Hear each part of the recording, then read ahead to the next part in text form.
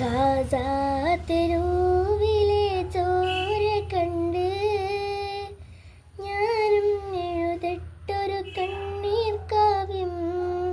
പിഞ്ചോമന മക്കളെ ചോരക്കായി ദാഹിച്ചലയുന്ന ചെന്നായ്ക്കൂട്ടം.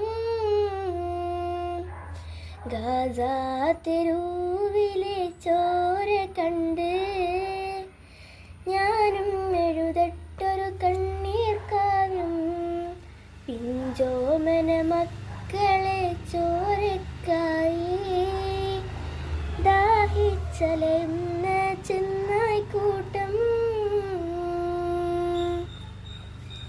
മരിച്ചത് ഞാനല്ല, നീയാണ് മുസ്ലിമേ.